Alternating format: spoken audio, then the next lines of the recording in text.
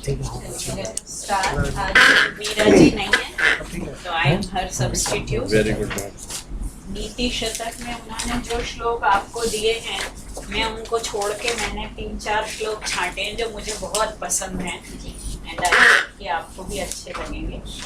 जैसा कि इसका नाम है, ये नीति का शतक है। शतक यानी इसमें 100 पद्य हैं और संस्कृत में 2 तरह के काव्य होते हैं।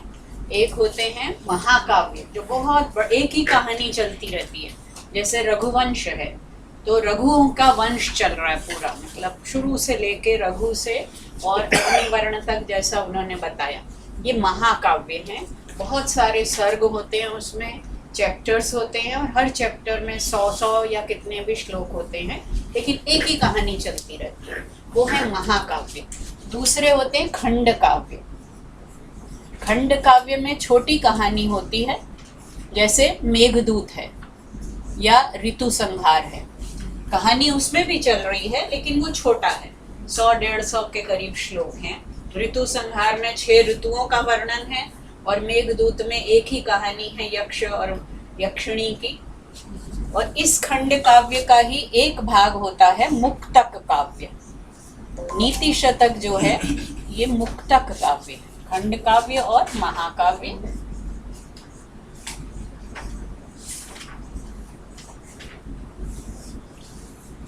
हम महाकाव्य तो अभी पढ़ ही नहीं सकते इतने शॉर्ट टर्म कोर्स में।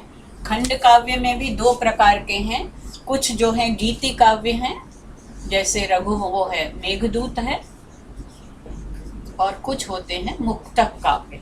तो हम ये मुक्तक काव्य है, इसमें 100 श्लोक हैं और हर श्लोक, मुक्तक माने मोती, तो जैसे माला में मोती होते हैं और हर मोती अपने आप में अलग है।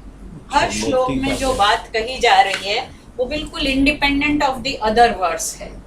लेकिन फिर भी इस नीति शतक में जो भर्तृहरि ने 3 शतक लिखे हैं, आपको बताया ही गया, नीति शतक, श्रृंगार शतक और वैराग्य शतक। तो इस नीति शतक में 100 या 100 से 2-4 आगे पीछे हैं, किसी में 109 मिलते हैं, किसी में 113 मिलते हैं। इसको अगर हम बांटें तो 3-4 उन्होंने जो टॉपिक्स डील किए हैं। पहला है मूर्ख पद्धति, मूर्खों के बारे में बताया है। मूर्ख पद्धति ये है 3 से लेकर 12 श्लोक तक। पहला श्लोक तो मंगलाचरण है। संस्कृत के हर ग्रंथ में, चाहे वो काव्य हो चाहे वो शास्त्र हो, सब में पहला पद्य इन्वोकेशन होता है, इन्वोकेटरी वर्स होती है। जो भी जिस ईश्वर को मानते हैं, कालिदास शिव को मानते हैं, जैसे इन्होंने निराकार ईश्वर की उपासना की है भर्तृहरि ने, ये अद्वैतवादी थे। तो पहला मंगलाचरण है और दूसरा वो श्लोक है जो आपको पढ़ाया गया, अपनी कहानी जो याम चिंतयामि सततम सा मयि विरक्ता, कि ये किसी और को प्रेम करते थे, अपनी रानी को, वो रानी किसी और को प्रेम करती थी, फिर वो व्यक्ति भी किसी और को प्रेम करता था। वो फल जो दिया गया राजा को, राजा ने अपनी पत्नी को दिया, पत्नी ने उस कोतवाल को दे दिया, सैनिक को जिसको वो प्रेम करती थी, उसने फिर वेश्या को दे दिया और वेश्या ने वापस वो राजा को ला कर दिया कि मैं जीकर क्या करूंगी, अमर होकर, हमारा राजा अमर हो। और जब वो फल राजा के पास वापस आया तब राजा ने इंक्वायरी शुरू की कि कहाँ से फल कहाँ पहुंचा। तब उन्हें वैराग्य हो गया और उन्होंने पहले तो श्रृंगार शतक लिखा था अपनी पत्नी के प्रेम में, फिर वैराग्य शतक और नीति शतक जो है वो तो सारे उनके अनुभवों का निचोड़ है। तो मूर्खों का वर्ण लास्ट में थर्ड है या फर्स्ट है, मतलब हम ऐसे बनाते हैं कि पहले श्रृंगार शतक तो पहले ही लिखा होगा, फिर वैराग्य हुआ तो वैराग्य शतक, और नीति जो है वो तो पूरे जीवन का निचोड़ होता है। तो ये उनके अनुभवों का निचोड़ है।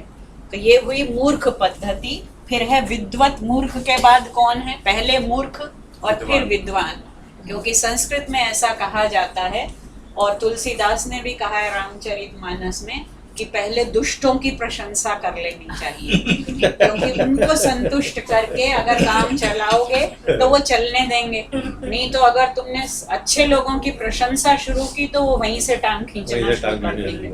इसलिए पहले दुष्टों की प्रशंसा करो। तो मूर्खों की बात पहले कर ली, फिर विद्वत पद्धति, विद्वानों की बात। ये है 13 से लेकर और 29 श्लोक तक। फिर है मान शौर्य पद्धति। मान हो गया सम्मान और शौर्य हो गया वीरता। ये है 30 से लेकर 39 तक, 30 to 39। फिर है अर्थ पद्धति। अर्थ पद्धति, अभी आप अर्थशास्त्र पढ़कर चुके हैं। चाणक्य भी बड़े महान नीति वेत्ता थे, उन्होंने चाणक्य नीति भी लिखी है, चाणक्य सूत्र भी लिखे हैं और अर्थशास्त्र भी लिखा है। तो ये हो गया अर्थ पद्धति। 40 to 52। फिर है 53 to 62। मूर्खों की बात तो कर ली थी, विद्वानों की भी कर ली थी, दुष्टों की अब आई है दुर्जन पद्धति है। इसमें भी पहले दुर्जन और फिर सज्जन, दुर्जन पद्धति है। फिर है 63 to 71, ये है सुजन पद्धति।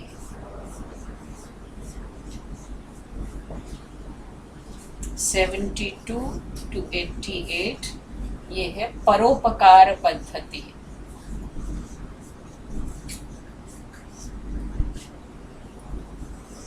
89 to 94 है दैव पद्धति। एक होता है देव और ये है दैव। दैव माने भाग्य, नियति, दैव पद्धति।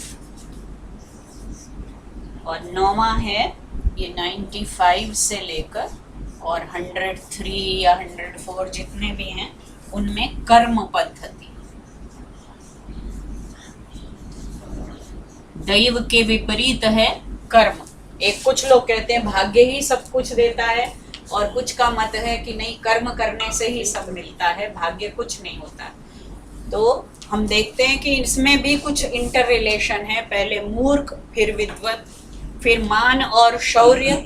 किसी व्यक्ति को मान क्यों मिलता है? शौर्य के कारण या कि अर्थ के कारण।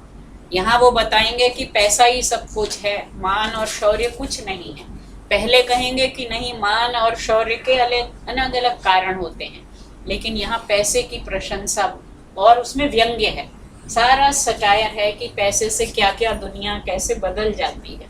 फिर दुर्जनों की यहाँ पर पद्धति, उनका क्या चाल चलन है, सज्जनों का क्या है, परोपकार की क्या महिमा है, भाग्य का क्या महत्व है और कर्म का क्या महत्व है। ये टॉपिक्स हैं ब्रॉडली। मैम संस्कृत में अर्थ का मतलब क्या? अर्थ के बहुत सारे मतलब हैं। अगर आप डिक्शनरी खोलेंगे, जिस शास्त्र की मैं स्टूडेंट हूँ, वैशेषिक की, वहाँ अर्थ का मतलब है सब्जेक्ट, ठीक है। और अभी जो आप अर्थशास्त्र पढ़ रहे हैं, वहाँ आपने देखा कि अर्थ का कितना व्यापक परिप्रेक्ष्य है। तो अर्थ का और अर्थशास्त्र के परिप्रेक्ष्य में एक अर्थ उसका पैसा है, लेकिन केवल पैसा ही नहीं है। होता क्या है, संस्कृत में एक कहावत है कि प्राधान्येन व्यपदेशा भवन्ति, कि अर्थ तो बहुत सारे हैं अर्थ के, और जिस समय हम जहाँ जिस प्रसंग में बात कर रहे हैं उसकी प्रधानता होती है, इसलिए वो नाम रख लिया जाता है। तो अर्थशास्त्र में अर्थ में किसका प्राधान्य है? पैसे का। तो जहाँ जैसे अब श्री कृष्ण के नाम तो बहुत सारे हैं, विष्णु सहस्र नाम, 1000 ही नाम गिना दिए और 1000 से भी ज्यादा हैं। तो जब जिस नाम की जहाँ प्रधानता है, कालिदास जब बहुत सारे शब्दों में से एक शब्द चुनकर रखते हैं, तो कब जो समालोचक और समीक्षक हैं वो ढूंढते रह जाते हैं कि यहाँ कालिदास ने पिनाकी क्यों लिखा, शूली क्यों नहीं लिखा, या यहाँ पर उनका दूसरा नाम महादेव क्यों नहीं कहा। तो जहाँ जो नाम अप्रोप्रिएट होता है उसी का नामकरण वहाँ पर सार्थक होता है। तो अर्थ शब्द के आप संस्कृत की 2 प्रसिद्ध डिक्शनरियां हैं जो आजकल, वैसे तो पुराने कोश तो बहुत हैं, अमर कोश है, हलायुध कोश है, मेदिनी कोश है, लेकिन आजकल जो 2 हैं संस्कृत टू संस्कृत, एक है शब्द कल्पद्रुम 5 खंडों में है, और एक है वाचस्पत्यम। शब्द कल्पद्रुम वाचस्पत्यम और वाचस्पत्यम, एक एक शब्द के कई कई पृष्ठों तक मीनिंग चलते रहते हैं। अकारादि क्रम से है इसमें वाचस्पत्यम। तो आप इनमें से शब्द कल्पद्रुम ज्यादा अच्छा है, क्योंकि वो निर्वचन भी बताता है कि कौन सी धातु से कौन सा शब्द बना है। हम इजीली अवेलेबल है ऑनलाइन अवेलेबल है, ऑनलाइन भी है। शब्द कल्पद्रुम तो है ऑनलाइन अवेलेबल। इस बैकग्राउंड में चूंकि वो मीरा जी ने जो श्लोक शुरू में चुने हैं वो सब ज्यादातर मूर्ख पद्धति से ही हैं, मूर्ख और विद्वत पद्धति से। उसी में से मैंने 4 श्लोक चुने हैं आज के लिए।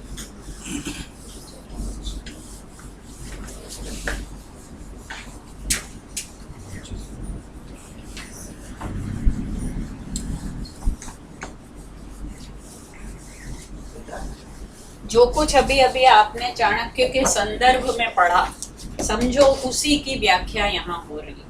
ये भी नीतिकार हैं और वो भी नीतिकार हैं। पहला ही ये श्लोक है जो मैंने चुना, ये 3रा श्लोक है। पहला मंगलाचरण है, दूसरा याम चिंतयामी वाला है कि मैं उसको धिक्ताम च तम च मदनम च इमाम च माम च, ये दूसरा है। तीसरा भर्तृहरि कह रहे हैं कि अभी अभी तो मैंने सबको धिक्कार कर दिया, उस रानी को धिक्कार है, उसको भी धिक्कार है, मुझे भी धिक्कार है और इसे भी धिक्कार है, फिर ये क्या कहने चला और क्यों कह रहा हूँ। तो कहते हैं कि कहने की तो वैसे कोई ज़रूरत नहीं है, कोई सुनने वाला भी नहीं है मेरी। क्यों नहीं है वो देखिए, उनकी व्यथा क्या है। वो कहते हैं बोद्धारो मत्सरग्रस्ता।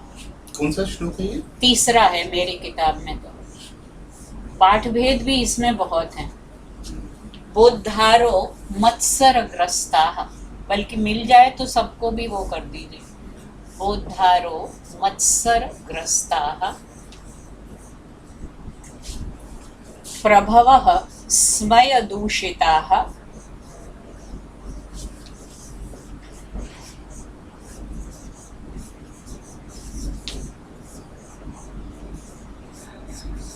जो बात कह रही थी पुनीता जी कि जो इंटेलेक्चुअल्स हैं वो चुप करके बैठ जाते हैं कि नक्कार खाने में तूती की आवाज कोई सुनता नहीं है, वही बात भर्तृहरि कह रहे हैं।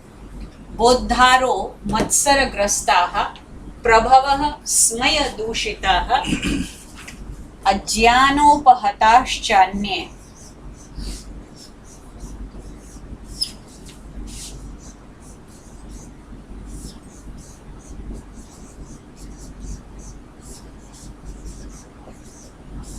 जीर्णमंगे सुभाषितम।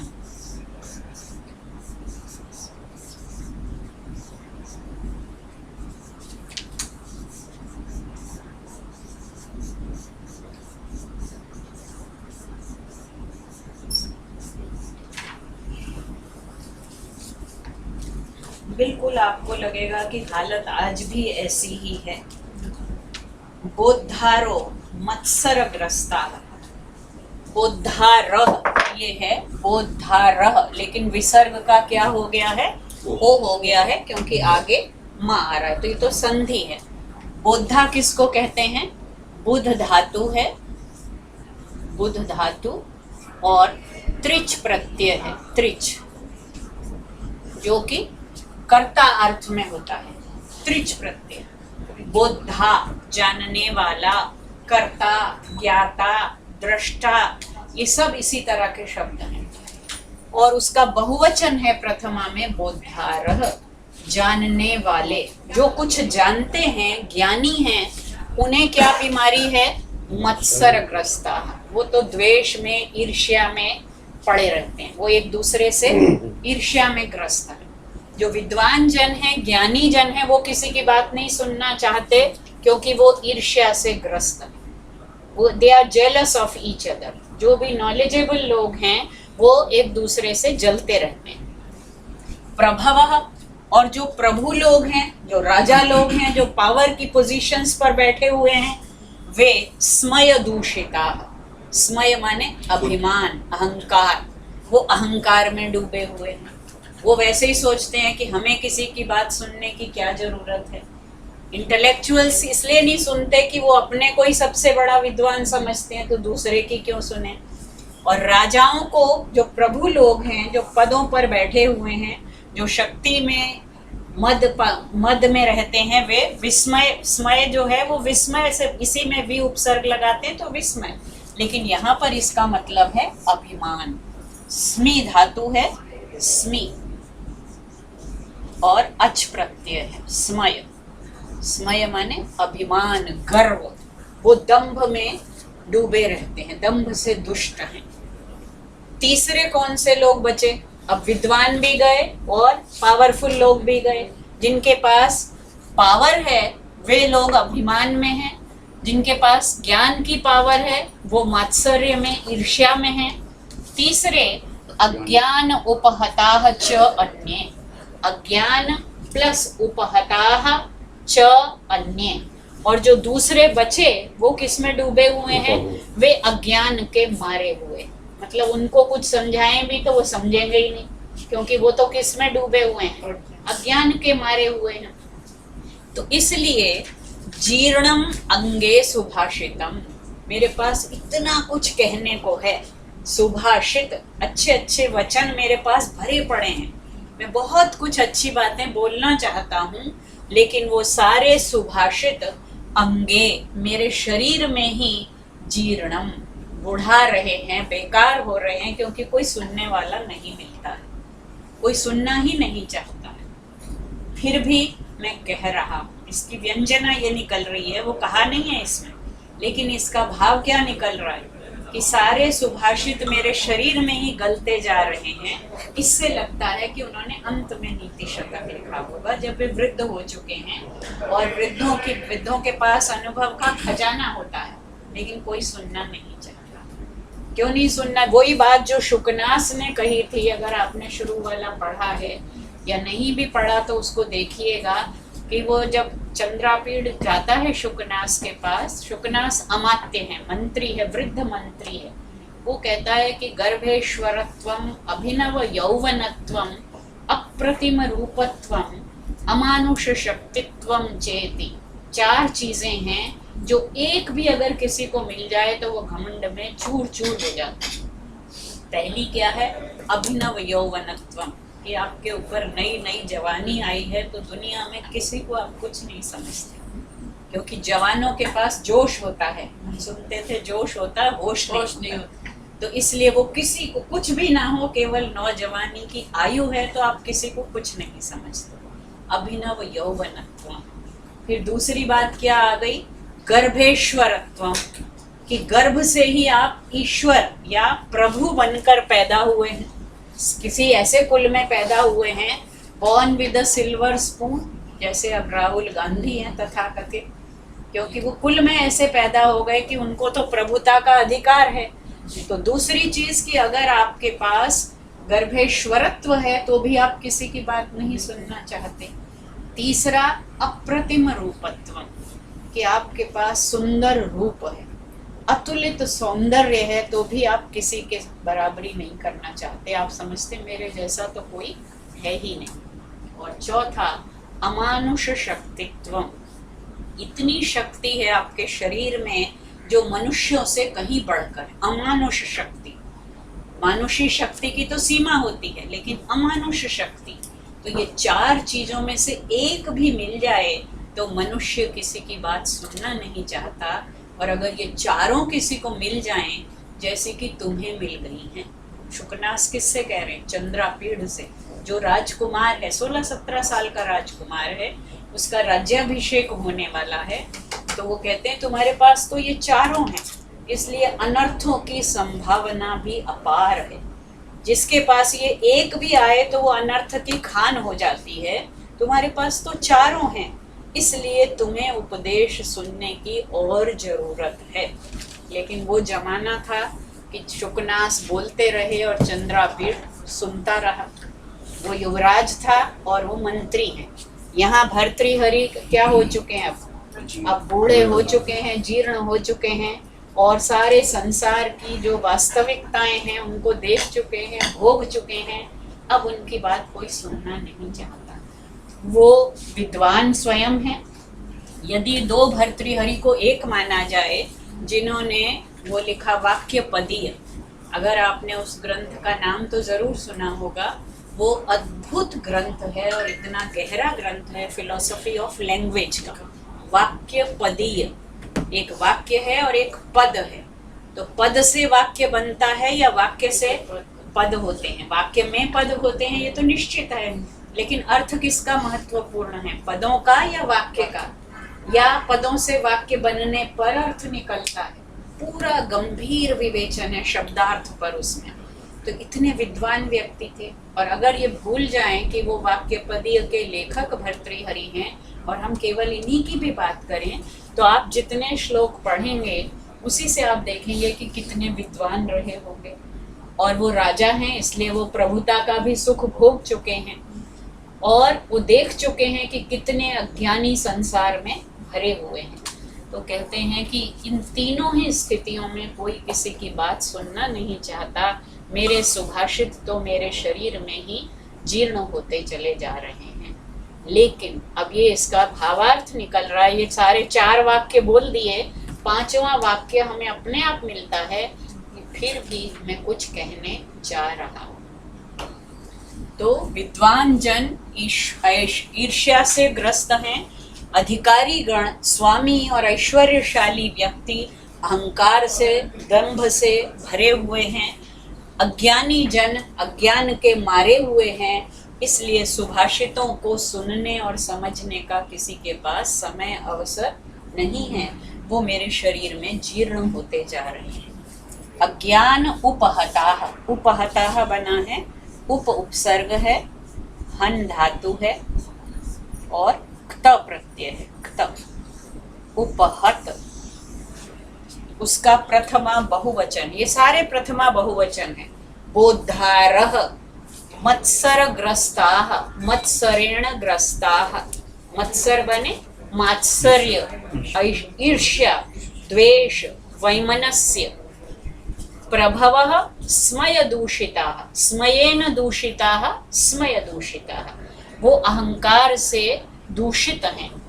अज्ञानेन उपहताः, अन्ये अज्ञानेन उपहताः, वो अज्ञान के मारे हुए हैं, उनको तो ज्ञान की बात सुनाना ही बेकार है। इसलिए जो सुभाषित हैं वो मेरे शरीर में जीर्ण होते जा रहे हैं। जीर्ण कैसे बने हैं?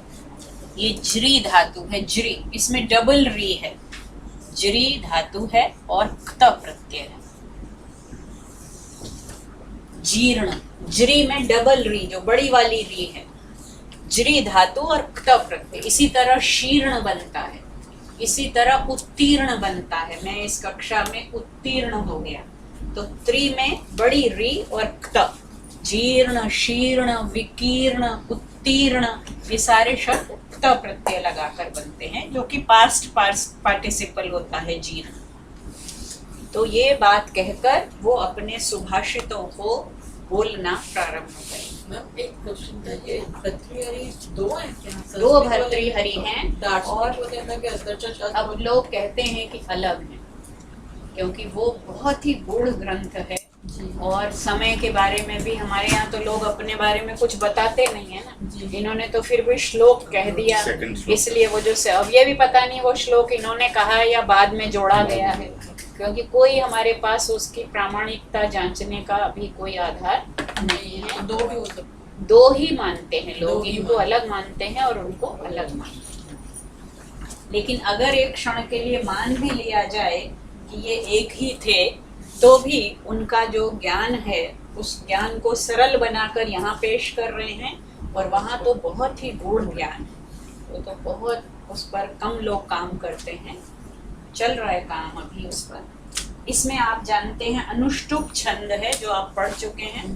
अनुष्टुप छंद सबसे पॉपुलर छंद है, उसको श्लोक भी कहते हैं। पूरा रामायण, गीता, महाभारत सारे अनुष्टुप में लिखे गए। तो अनुष्टुप छंद है।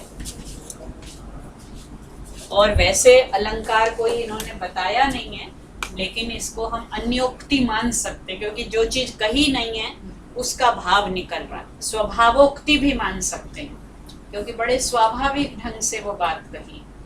और जरूरी नहीं है कि हर श्लोक में अलंकार हो।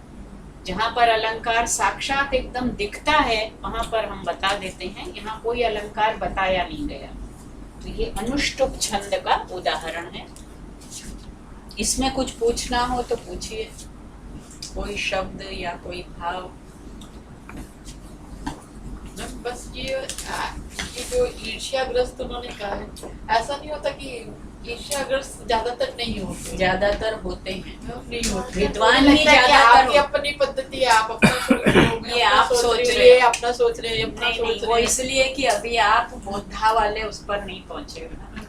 वो जिस तरह की बात कर रहे हैं, थोड़ा सा भी जिसको अभी आगे बताएंगे, उसी अगले ही श्लोक में बताएंगे वही वाली बात, कि जिसको जरा सा भी ज्ञान हो जाता है ना, वो जो जरा इतना भी, वो शब्द भी इतना मजेदार प्रयुक्त करेंगे कि उसको समझाना तो किसी के बस की बात नहीं। अज्य सुख हमारा अज्ञः सुखम आराध्य सुखतरम आराध्य विशेषज्ञ ज्ञान लव दुर्विदग्धम ब्रह्मापितम नरम न रंजयति। तो जो बोधा होते हैं, तथा कथित जो स्यूडो इंटेलेक्चुअल्स होते हैं, ये समझ लो, हमेशा अपने को दूसरे से बड़ा समझते हैं।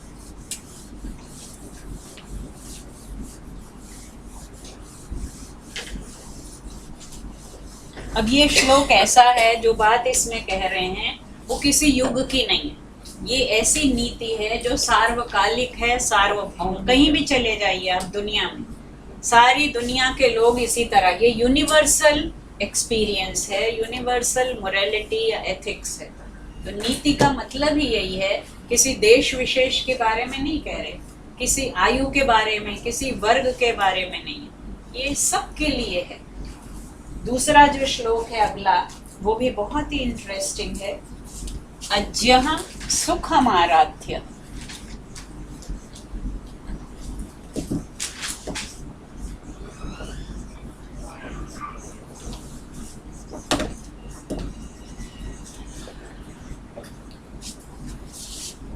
सुखतरम आराध्यते विशेषज्ञः।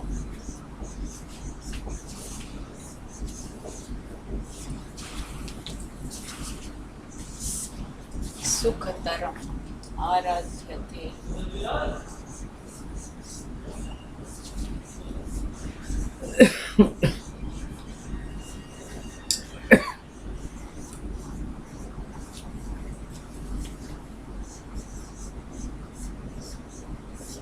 ज्ञान लव दुर्विदग्धम।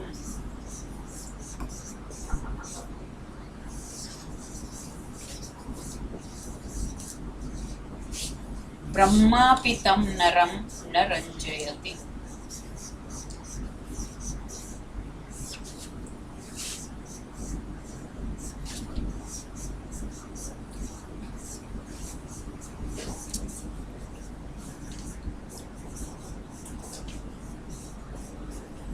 देखिए, जो अज्ञानी होता है, जो कुछ नहीं जानता है, सुखम आराध्य, उसे आराध्य प्रसन्न किया जा सकता है। सुखम सरलता से, सुखपूर्वक, आसानी से। जिसे कुछ नहीं आता उसको तो हम समझा सकते हैं और वो मान भी जाएगा। तो अज्ञानी जो है, सुखम आराध्य, सुखपूर्वक प्रसन्न किया जा सकता है। अज्ञानी को खुश करना बड़ा सरल है, समझाना बहुत आसान है। सुखतरम आराध्यते विशेषज्ञ, और जो हाईली नॉलेजेबल है, विशेषज्ञ है, उसको तो और भी आसानी से, सुखतरम, ये है सुखम और ये है सुखतरम, और आसानी से समझाया जा सकता है, क्योंकि वो तो जानता है। जो नहीं जानता उसे हम जो कहेंगे वो मान लेगा, जो जानता है उसको भी हम बताएंगे तो वो पहले से ही जानता है, इसलिए उसे समझाना और भी आसान है। अब किसे समझाना कठिन है? भर्तृहरि कहते हैं, मैं तो क्या, ब्रह्मापि तम नरम न रंजयति। तम नरम, उस व्यक्ति को, उस मनुष्य को, ब्रह्मापि न रंजयति, ब्रह्मा भी प्रसन्न नहीं कर सकता। किसको? जिसे ज्ञान का लव, लव माने ज्ञान, लव माने कण, जिसे कण भर ज्ञान मिल गया है और वो क्या करता है, उस ज्ञान के लव को पाकर विदग्ध, विदग्ध, दग्ध क्या होता है? दग्ध माने अंदाजा लगाइए, दग्ध जला हुआ, दह धातु दहन, जला हुआ, विदग्ध जला हुआ है। और क्या समझ रहा है अपने को कि मैं तो बहुत बड़ा हूँ, विशेषण बहुत। एक ऋषि आते हैं उपनिषद में, उसका नाम भी विदग्ध है, क्योंकि उसे अपने ज्ञान का क्या हो गया था? अभिमान। तो वो विदग्ध था, और ये तो, वो तो विदग्ध था और ये दुर्विदग्ध।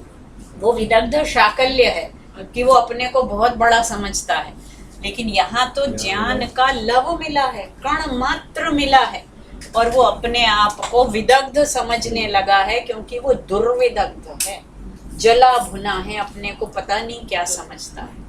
तो है नहीं विदग्ध, बड़ा विशेषण है ये विदग्ध, कि वो बड़ा विदग्ध विद्वान है, अच्छे सेंस में भी आने लगा है, लेकिन उसके आगे दू लगा दिया कि बुरा, मतलब ऐसे समझता है कि मुझसे तो विदग्ध कोई है ही नहीं, दुर्विदग्ध। उस व्यक्ति को जिसे थोड़ा सा आता है और वो अपने को मानता बहुत बड़ा है, उसे समझाना तो ब्रह्मा के भी वश की बात नहीं है। ये ठीक है कि गलत है? क्या अज्ञानी को समझाया जा सकता है? हाँ, हम अज्ञानी को तो दिन भर समझाते ही हैं, एक बार कहते हैं वो मान जाता है बेचारा।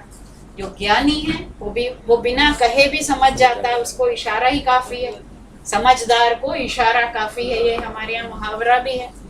और जो ना समझ है उसे समझाया ही जा सकता है, लेकिन जो ना समझ है लेकिन अपने को समझता बहुत समझदार है, उसे तो कोई नहीं समझा सकता। अभी आप केनोपनिषद पढ़ रहे हैं, अगली बार पढ़ेंगे कि जो समझता है मुझे आता है, मैंने जान लिया, वो कुछ नहीं जानता। वो तो इतना भी नहीं जानता कि जिसकी बात चल रही है उसे जाना ही नहीं जा सकता। यस्या मतम मतम तस्य मतम यस्य न वेदसः। और जो सोचता है कि मैंने जान लिया, वो तो कुछ भी नहीं जानता है। अविज्ञातम विजानताम विज्ञातम अविजानताम। जो समझते हैं कि हम जानते हैं वो कुछ नहीं जानते, और जो ये समझते हैं कि हम नहीं जानते वो कम से कम इतना तो जानते हैं कि हमें जाना ही नहीं जा सकता। तो जानने की कोशिश कौन करेगा? जो ये समझता है कि मुझे नहीं आता। जिसने ये समझ लिया कि मुझे मिला तो इतना है, कण भर मिला है, वो कहावत है कि कण भर जो है वो जानते हैं और समझते हैं, मन भर अपने को, और टन भर अभिमान हो जाता है। तो ज्ञान के कण से ही जो जला भुना बैठा है, ऐसे तम नरम, उस व्यक्ति को ब्रह्मापि न रंजयति, ब्रह्मा भी प्रसन्न नहीं कर सकते। ये थोथा गना बाजे, थोथा जना बाजे, वो थोड़ा एग्जैक्टली तो नहीं है, क्योंकि गगरी छलकल जाए, बिल्कुल वो भी वही है। जिसमें कम जितना होता है उतना ही वो अपने को ज्यादा दिखाता है, मानता है। इसमें अतिशयोक्ति अलंकार है। तो अपने आप को ज्ञानी, उसको ये नहीं पता है, उसको पूरा ज्ञान नहीं है। हाँ, आधा अधूरा ज्ञान। बिल्कुल, उसको तो है, आधा अधूरा है, और वो समझता अपने को बहुत बड़ा विद्वान। अब सभाओं में आप देखेंगे, जब कभी चर्चा होती है सम्मेलनों में, कि कुछ लोग हर बात को काटेंगे। सेमिनार चल रहा है, कोई विद्वान, कोई बड़े से बड़ा विद्वान बोल रहा है, उनको तो काटना है, क्योंकि उन्हें तो ये साबित करना है कि हमें बहुत आता है। और ऐसे लोग होते हैं हर सभा में, जो इटर्नली दूसरे को रन डाउन करने के लिए ही बैठे होते हैं। मतलब कोई क्या कह रहा है इससे उन्हें मतलब नहीं है, किस सब्जेक्ट, उनको हैंडल करने के भी तरीके हैं। अब योग दर्शन अलग बताता है। योग दर्शन में तो 4 प्रकार की प्रतिक्रियाएं बताई हैं। वो दार्शनिक स्तर पर है, मैत्री, करुणा, मुदिता और उपेक्षा। ऐसे लोगों के प्रति उपेक्षा, क्योंकि मैत्री उनके साथ हो सकती है जो आपके समानशील और व्यसन वाले हैं। करुणा उनके प्रति हो सकती है जो अज्ञानी है, ठीक है। मैत्री उनके साथ हो सकती है जो आपके बराबर के लेवल पर है। मुदिता इनके लिए हो सकती है जो विद्वान है, जिनको देखकर, जिनको सुनकर आपके मन में आदर पैदा होता है, वो है मुदिता। और ये जो है इनके लिए तो उपेक्षा ही है, क्योंकि आप कितनी भी बात समझाएंगे उनको, जब ब्रह्मा नहीं खुश कर सकते तो आप क्या करेंगे? तो उनके प्रति उपेक्षा ही भली। अतिशयोक्ति अलंकार है, क्यों? क्योंकि ब्रह्मा तो हर किसी को प्रसन्न कर सकते हैं, ब्रह्मा है वो तो कर्तुम अकर्तुम अन्यथा कर्तुम समर्थ है। फिर भी हम कह रहे हैं कि ब्रह्मा भी नहीं उनको प्रसन्न कर सकते, इसलिए ये अतिशयोक्ति अलंकार है। आर्या छंद है इसमें। छंद दो प्रकार के होते हैं, एक होते हैं मात्रिक जो मात्राओं पर आधारित होते हैं, और एक होते हैं वार्णिक। वार्णिक माने वर्णों पर, अक्षरों पर आधारित। अभी तक आपने जितने छंद पढ़े हैं वो वार्णिक पढ़े, वर्णों पर, on the number of letters.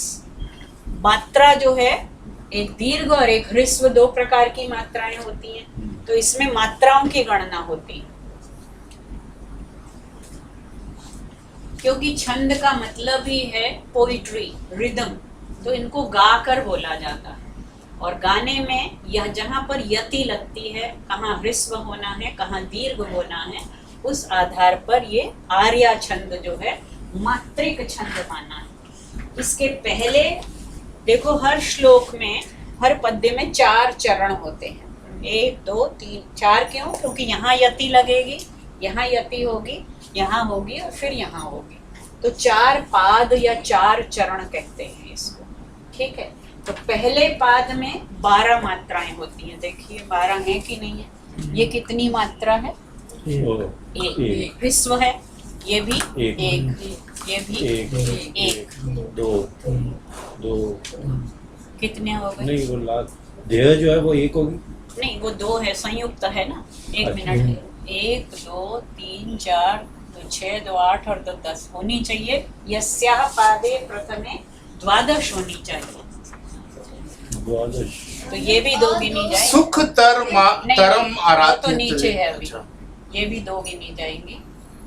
विसर्ग है इसलिए, और तो फिर ठीक है, फिर आराध्य भी 2 ठीक है, तब भी 11 हो रही तो है। फिर ये यहाँ पे विसर्ग में एक विसर्ग 3 होना चाहिए आगे यह वाला। जो है संयुक्त से आगे वाला विसर्ग की तो मात्रा अलग से गिनी जाएगी। ये वहाँ है। 1 और 2 3 4 5 7 9 2 11 विसर्ग की अलग गिनी जाएगी, ये भी होगी ना। तब 12 होंगी। यस्य वो होता है संयुक्त से पहले वाला। वो तो उसमें होता है वार्णिक में, अच्छा, ये वो 13 होगी। वार्णिक में है, वो वार्णिक में है।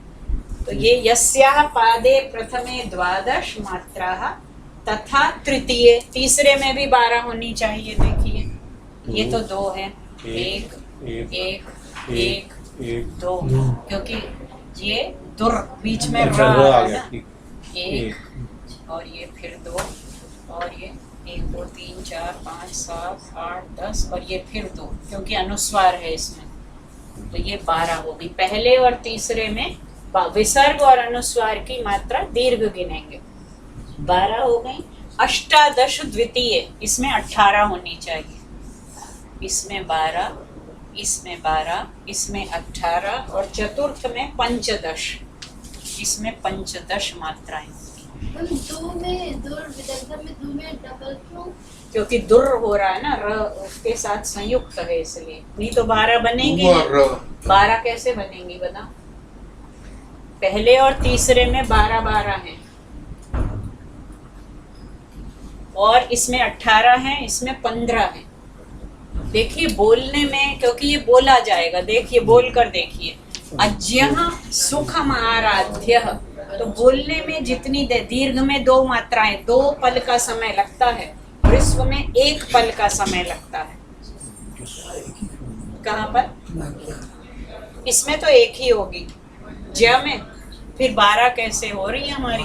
13 हो रही है। तो 13 तो 1 मिनट, कहाँ पर 1 आएगी? विसर्ग, या तो इसको हटाएंगे तो 12 नहीं हो। ये जरा देखो उसमें नेट में क्या दिखा रहा है, इसके सारे छंद दिए हुए हैं नेट में, 12 होती हैं इसमें।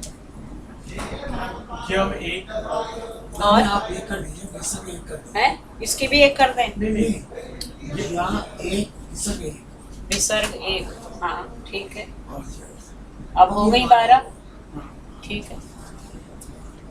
टोटल 12 है पहले में और तीसरे में, दूसरे में 18, चौथे में 15। ये आर्या छंद है।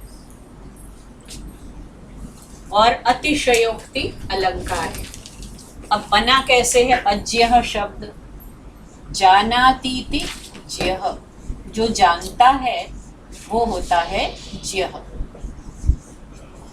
और न जानातीति अज्यः। जानातीति जो जानता है वो ज्य, और जो नहीं जानता है वो अज्य। बना कैसे है? ज्या धातु है और क प्रत्यय है। ज्या धातु और क प्रत्यय। सांख्य दर्शन में प्रकृति पुरुष 2 तत्व माने हैं। प्रकृति के 2 प्रकार हैं, व्यक्त और अव्यक्त। अव्यक्त प्रकृति मूल है और व्यक्त प्रकृति ये संसार है। और तीसरा तत्व क्या है वहां पर? ज्य। व्यक्ता व्यक्त ज्य विज्ञान, सांख्य में ये कहा है। व्यक्त, अव्यक्त और ज्य, ये 3 तत्व होते हैं। और जो ज्य वो है जो जानता है, जो नहीं जानता है वो अज्य। न जानाती थी अज्य।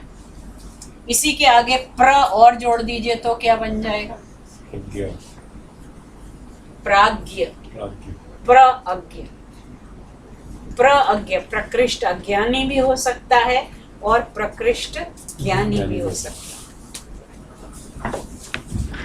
सुखम, सुख जो है ये तो यहाँ क्रिया विशेषण है। आराध्य, आ उपसर्ग है, राध धातु है और ण्यत प्रत्यय है। ण्यत। आराध्य। सुखतरम, सुख शब्द है, तरप प्रत्यय है। तरप। पॉजिटिव डिग्री, कंपैरेटिव डिग्री और सुपरलेटिव डिग्री। तो ये कंपैरेटिव डिग्री में एक तरप प्रत्यय होता है और एक ईयसुन होता है। 2 प्रत्यय होते हैं कंपैरेटिव में। यहाँ पर तरप है। प्रिय, प्रेयान और प्रेष्ठ। तो प्रेयान में ईयसुन प्रत्यय होता है। यहाँ पर जननी जन्मभूमिश्च स्वर्गादपि गरीयसी, गरीयसी में यही ईयसुन प्रत्यय। गुरु शब्द है, ईयसुन प्रत्यय है, स्वर्ग से भी बढ़कर।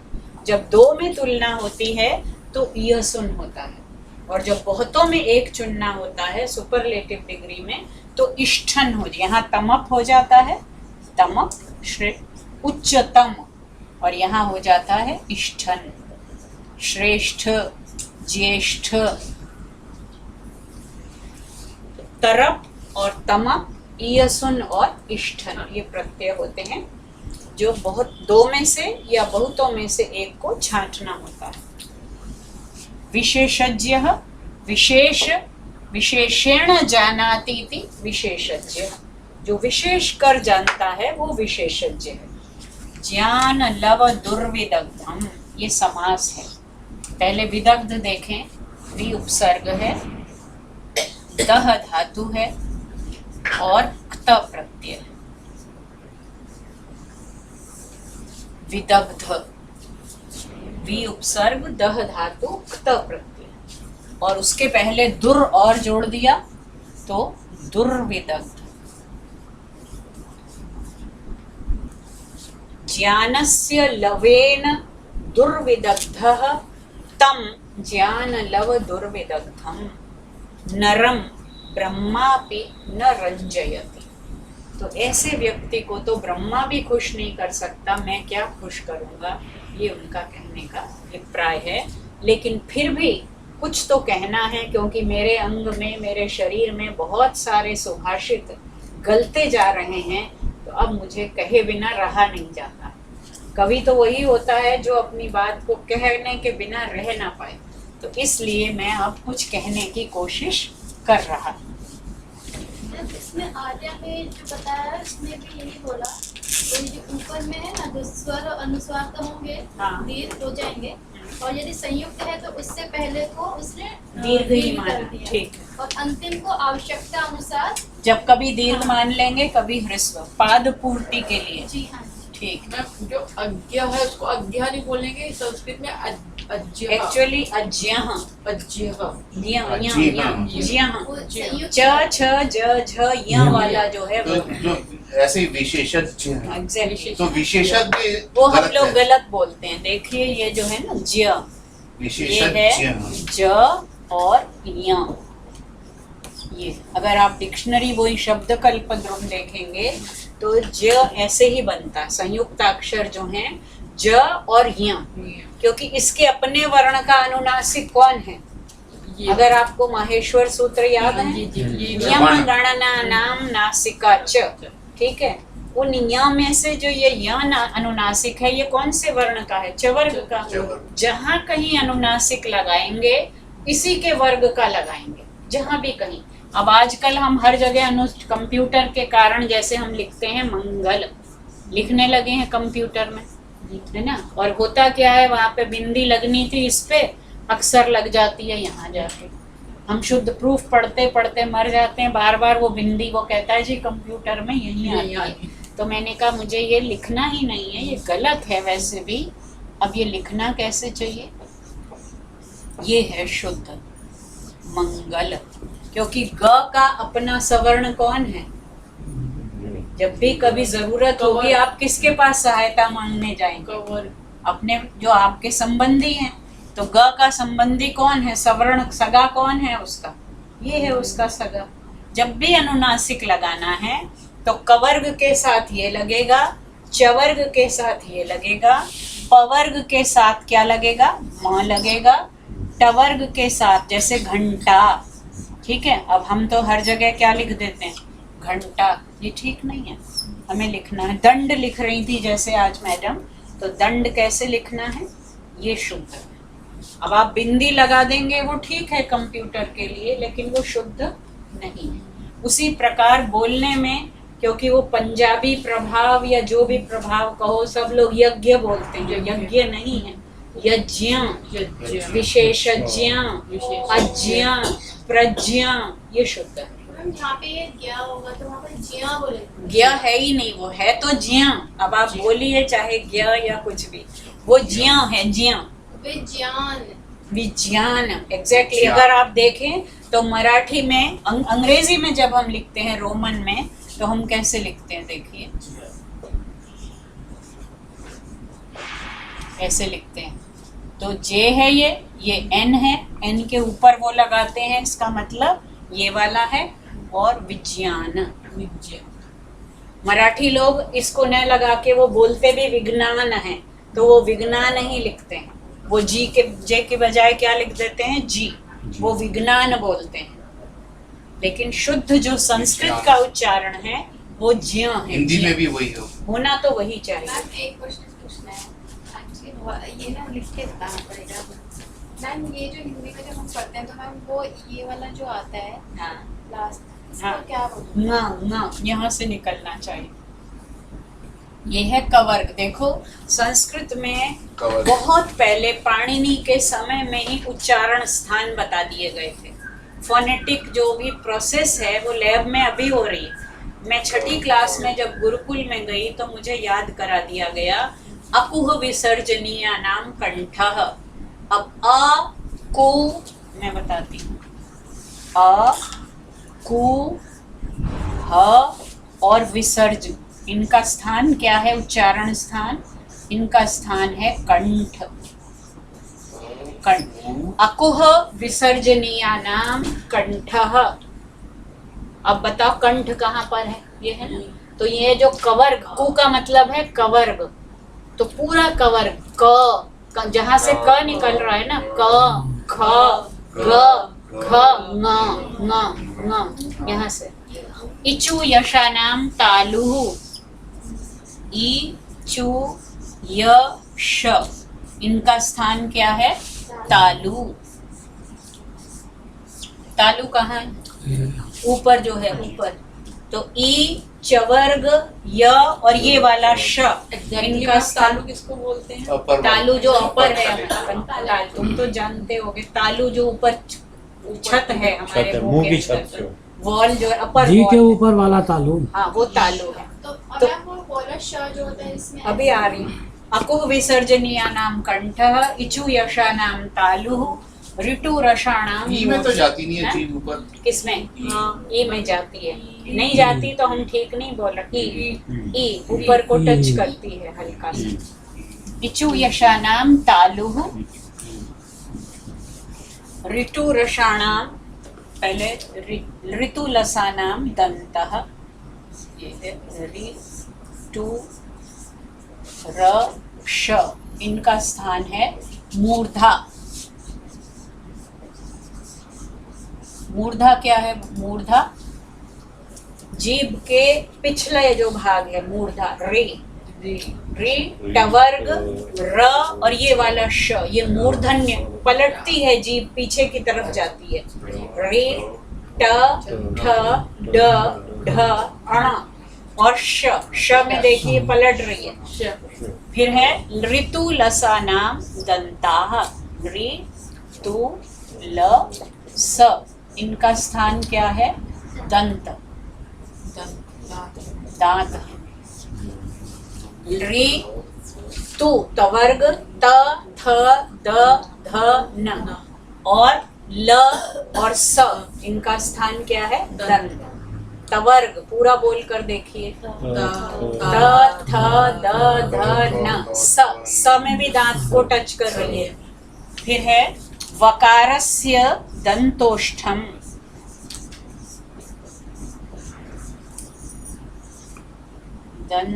वकारस्य दंतोष्ठम, व बोल कर देखिए। व इसमें दांत और ओष्ठ दोनों है। उपपद्मानीयानाम ओष्ठौ, उपु और उपधमानीय, इनका स्थान है ओष्ठ। ओष्ठौ, दोनों ओष्ठ हैं। पु, दोनों ओठ वो हो रहे हैं। पु पवर्ग और उपधमानीय एक खास तरह की ध्वनि है। जब हम प और फ से पहले विसर्ग आ जाता है, प और फ से पहले जब विसर्ग आता है उसको उपधमानीय कहते हैं। उनका स्थान क्या है? ओष्ठ, दोनों ओष्ठ। उ पवर्ग और उपधमानीय का स्थान दोनों ओष्ठ हैं। जिह्वामूलीयस्य जिह्वामूलम, जैसे आपने वो 14 माहेश्वर सूत्र रटे थे ना, वैसे ही इनको रटना पड़ेगा। तो समझ लीजिए, आपने पहले सारी संस्कृत की वर्णमाला 14 माहेश्वर सूत्रों में याद कर ली। आई उण, रिल रिक, ए ओं, आई औच, हय वरट, लण, यम गणनम, झभय, घढ़ धश, जब गडदश, खप छठथ चटतव, कपय, शश सर, हल। उसी तरह इनको याद करना है। अकुह विसर्जनीयानां कंठः, इचु यशानां तालुः, ऋतु रसाणां मूर्धाः, ऋतु लसानां दन्ताः, उपपद्मानीयानां ओष्ठौ, वकारस्य दन्तोष्ठम, जिह्वामूलीयस्य जिह्वामूलम।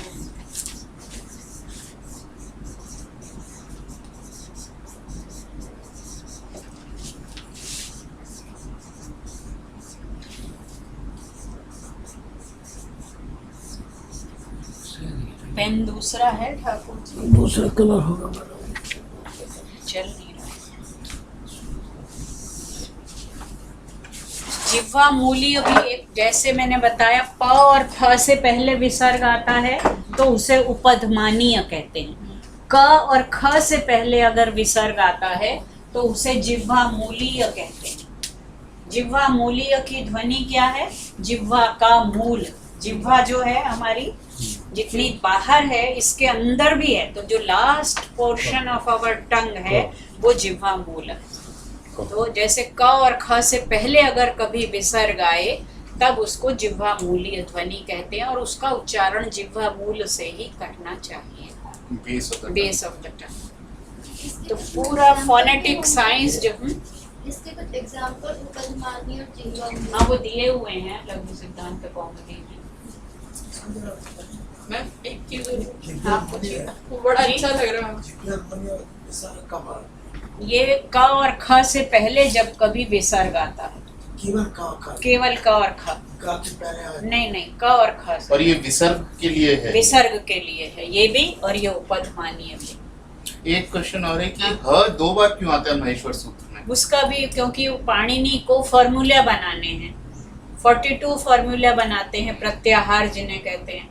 तो एक जगह पर उन्हें एक ऐसा ह प्रत्याहार बनाना है जिसमें केवल ह, तो वो लास्ट वाला हल में जो ह है वो इसलिए वहां 2 बार आया।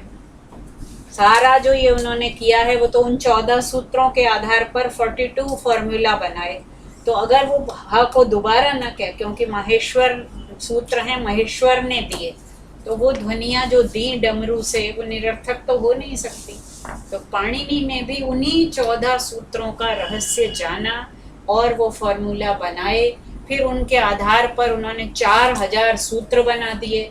उन सूत्रों में उन 42 प्रत्याहारों का प्रयोग किया, लेकिन सूत्र समझना हम लोगों के वश, बनाना तो दूर, समझना भी मुश्किल है। इसलिए अष्टाध्यायी पर फिर व्याख्याएं लिखी गई।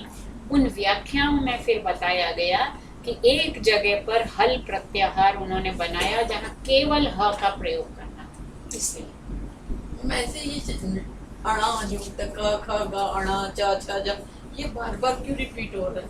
ये तो केवल बोलने कहाँ पर ऐ उण रिल रिक ये वाला।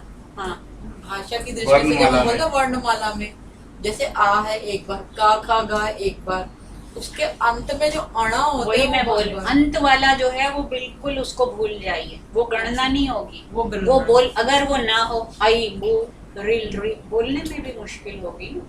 तो वो लास्ट वाला तो केवल बोलने के लिए कि वहां पे पॉज देना है आपको। तो वो जो अंतिम है हलंत वो केवल बोलने के लिए है, उसको प्रयोग ही नहीं है। डिमार्केट करने के लिए है। और उनके वो फॉर्मूला में आते हैं। फॉर्मूला में उसका लोप हो जाता है। हाँ उनके प्रत्याहार में हाँ, प्रयोग प्रत्याहार में करेंगे, use अण होगा। बनाएंगे तो णा होगा तभी तो, नहीं तो बनाएंगे। कैसे बनाएंगे। मगर वो लोप हो जाता है उनका सबका। वो जो अंतिम अक्षर हैं हलंत, उन हलंतों का लोप हो जाएगा पाणिनि के उसमें। जी जो उपध्मानी आपने बताया पा फा के पहले विसर्ग, हाँ वो इसमें आएगा ओष्ठ में। जी। पा भी ओष्ठ में प आएगा। और फ से पहले जब विसर्ग होगा तो वो उपध्मानीय, और क और ख से पहले जब होगा वर्ग में भी है। हाँ उनमें कैसे है? क्या अच्छा डा है। नहीं उपपद्मानीय नाम ओष्ठौ, उ का स्थान तो ओष्ठ है। देखिए दोनों ओठ हो रहे हैं। जिह्वा मूल्य केवल प और फ दो के लिए। पा में तो जो है दोनों ओष्ठ में जाते हाँ उ में भी दोनों मतलब हिल रहे हैं ना, दोनों हिल रहे हैं। उप व में दांतों को ओष्ठ टच कर रहे हैं। और देखिए उनके पास कोई लैब नहीं, कैसे उन्होंने ये निर्धारित किए होंगे स्थान, और आज तक इनको रिफ्यूट नहीं किया, इन्हीं को एक्सप्लेन किया है। अब लैब ने इसको वैलिडेट किया है जो ये कहा जा चुका था। लेकिन आगे जो लिंग्विस्ट है जी वो इसको पढ़ाते हैं। जो हिंदी में है लिंग्विस्ट है, हम्म, हिंदी वाले नहीं पढ़ते। नहीं पढ़ाते। संस्कृत में भी अब ये तो तो इस इसी तरह वजह से हम विज्ञान बोलेंगे ना तो शायद हिंदी वाले हंसेंगे हंसेंगे हमारे नहीं ऊपर। हंसने दो। कि विज्ञान बोलो, विज्ञान क्यों बोलो। नहीं वो तो अब संस्कृत के बाद फिर प्राकृत भाषाएं आई और बहुत सारी 14 तरह की प्राकृतों का नाम आया। तो ठीक है, वो भी एक प्रकार की प्राकृत है कि आजकल जो लोग हैं, प्राकृत का मतलब साधारण। साधारण। कालिदास के नाटकों में कुछ पात्र संस्कृत बोलते हैं, कुछ प्राकृत बोलते हैं। महिलाएं प्राकृत बोलती हैं, जो पढ़े लिखे लोग नहीं है वो प्राकृत बोलते हैं। इसका मतलब कालिदास के समय तक संस्कृत केवल शिष्ट वर्ग की भाषा रह गई थी, तो प्राकृत हो गई वो। अगर यह बोलते हैं आप, कोई वो गलत नहीं है, लेकिन आपको पता होना चाहिए कि शुद्ध क्या है। संस्कृत का तो मतलब ही क्या है, शुद्ध, परिष्कृत। तो पता तो हो कि ये शुद्ध है। देसी घी है ये तो मालूम हो, खाओ भले दूसरा। अब डॉक्टरों ने पहले मना कर दिया, वो रिसर्च करके अब फिर कह रहे देसी घी खाना शुरू कर दो। तो देसी का पता तो हो कि कैसी खुशबू होती है, क्या उसकी विशेषता होती है। ये मैंने 6ठी क्लास में याद किए थे। एक्चुअली मैम वो मैं अपने बेटे को पढ़ाई तो मुझे वो समझ नहीं आता, वो कुछ और बोलते हैं, उसको उसकी मैम ने कुछ और बताया। ये वाला हिंदी में जैसे आता है ना ये हाँ, इस पे आपका प्रश्न था, तो अब देखिए न क ख ग घ न 5 है ना। या जो है चवर्ग का है, माँ ये तो साफ है, ण भी ठीक है, न भी ठीक है, न ग नहीं है, लेकिन ग का भाई है वो।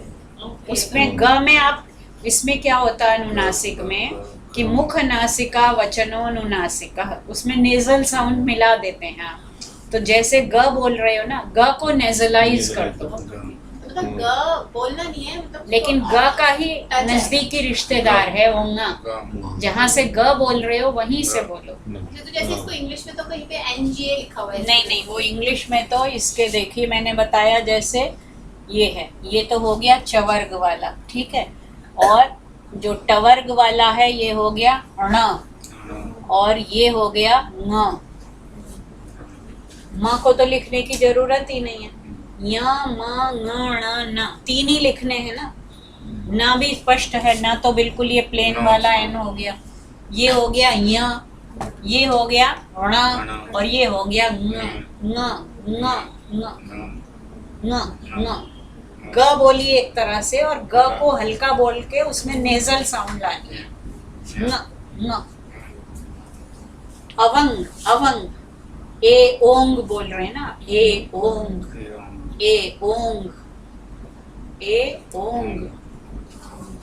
वो ग के करीब है, तो इसलिए ग बोल लो, कोई बात नहीं, ग में बिंदु लगा दो।